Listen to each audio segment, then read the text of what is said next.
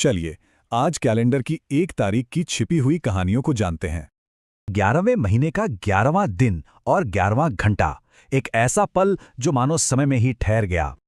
ज्यादातर लोगों के लिए ये तारीख सिर्फ एक ही चीज याद दिलाती है, पहले विश्व युद्ध का अंत। लेकिन क्या हो अगर ये कहानी की सिर्फ शुरुआत हो? चलिए इसे और गहराई से समझते हैं। तो 1918 में इसी दिन एक युद्ध विराम हुआ और वेस्टर्न फ्रंट पर बंदूकें खामोश हो गईं। इस एक समझौते ने 4 साल से चल रहे उस भयानक संघर्ष को खत्म कर दिया। आज दुनिया भर में इस दिन को रिमेम्बरेंस डे या वेटरन्स डे के तौर पर याद किया जाता है। तो एक तरफ युद्ध का अंत, पर क्या ये नई शुरुआत का दिन भी था? यही तो दिलचस्प है। मतलब एक तरफ एक ताकत खत्म हुई तो दूसरी तरफ एक नई शक्ति का जन्म हुआ। सोचिए, पोलैंड के लिए यह दिन 123 साल के इंतजार के बाद आई आज़ादी का जश्न है।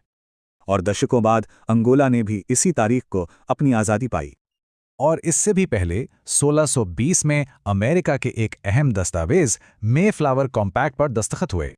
अब राष्ट्रों से हटकर उन महान लोगों की बात करते हैं जिन्होंने हमारी दुनिया को एक नई दिशा दी।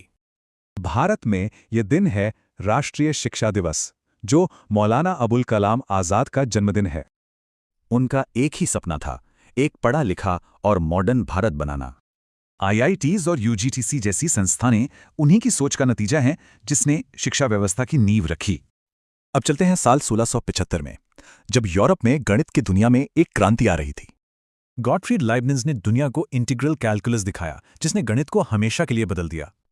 मतलब एक ही तारीख और उससे जुड़ी हैं अनगिनत घटनाएं, कुछ दुखद तो कुछ शानदार।